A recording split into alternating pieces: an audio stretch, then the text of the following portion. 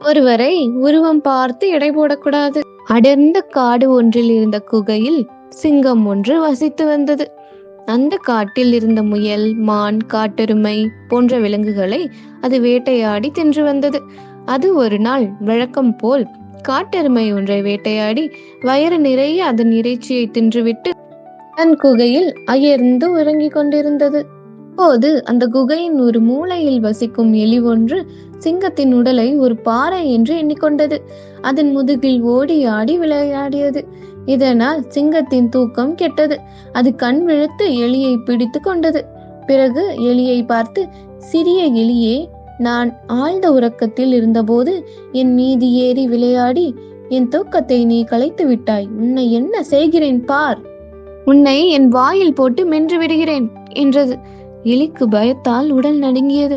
அது தன் உயிரை கையில் பிடித்து கொண்டு சிங்கத்தை பார்த்து, சிங்கராஜா, சிங்கராஜா, என்னை எதுவும் செய்து விடாதீர்கள். உங்கள் உடம்பை கல் என்று நினைத்து விளையாடி விட்டேன். என்னை மன்னித்து விடுங்கள். நீங்கள் என்னை தயவு செய்து மன்னித்தால் நான் தக்க சமயத்தில் உங்களுக்கு உதவுகிறேன் என்றது. எலி பேசுவதை கேட்ட சிங்கம் கடகடவென காடே அதிரும்படி சிரித்தது. அது எலியை பார்த்து, எலியே, நீ பொடிப்பயல். சின்னஞ்சிறிய உடல் கொண்ட உன்னால் மலை போல் தோற்றமும் கம்பீரமும் கொண்ட எனக்கு என்ன உதவி செய்ய முடியும்? நான் இப்பொழுது வயிறு நிறைய சாப்பிட்டிருப்பதால் உன்னை ஒன்றும் செய்யாமல் விடுகிறேன். மேலும் அற்ப உருவம் கொண்ட உன்னை நான் சாப்பிடுவதால் எனக்கு தான் அவமானம். பிழைத்து போ என்று கூறிவிட்டு எலியை விட்டது. எலி தப்பித்தோம் பிழைத்தோம் என்று அதன் இடத்தில் சென்று புகுந்து கொண்டது.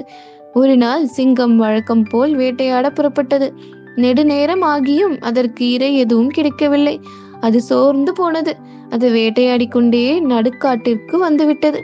இங்கே ஓரிடத்தில் வேட்டைக்காரர்கள் மிருகங்களை பிடிப்பதற்காக வலை விரித்து வைத்திருந்தனர். சிங்கம் அந்த வலைக்குள் சிக்கிக்கொண்டது. காடே அதிரும்படி கர்ஜித்தது. எவ்வளவோ முயன்றும் அதனால் அந்த வலையிலிருந்து வெளியே வர முடியவில்லை. அது மீண்டும் மீண்டும் கோபத்தால் கர்ஜித்து கொண்டே இருந்தது. இந்த சத்தம் வலையில் உறங்கிக் கொண்டிருந்த எலியின் காதிற்கு விழுந்தது. அது உடனே விரைந்தோடி வந்தது. சிங்கம் சிக்கியிருந்த வலையை தன் கூர்மையான பற்களால் கடித்து சிங்கத்தை விடுவித்தது. அப்பொழுது சிங்கம் எலியை பார்த்து, எலியாரே, அன்று நீ என் தூக்கத்தை கலைத்த போது உன்னை கொல்லாமல் விட்டேன். அப்போது நீ தக்க சமயத்தில் உதவுவதாக வாக்களித்தாய். அப்பொழுது நான் சிறிய உருவம் கொண்ட உன்னை பெரிய உருவமும் கம்பீரமும் கொண்ட எனக்கு என்ன உதவி செய்துவிட முடியும் என்று ஏளனமாக பேசினேன். உருவத்தில் மிகவும் சிறியவனான நீதான் இன்று என் உயிரை காப்பாற்றியிருக்கிறாய். உன் உதவியை நான் என்றும் மறக்க மாட்டேன். உன் உதவிக்கு மிகவும் நன்றி என்று கூறியது. பின்பு இரண்டுமே பெரும் மகிழ்ச்சியுடன் தங்கள் இருப்பிடத்தை நோக்கி சென்றன.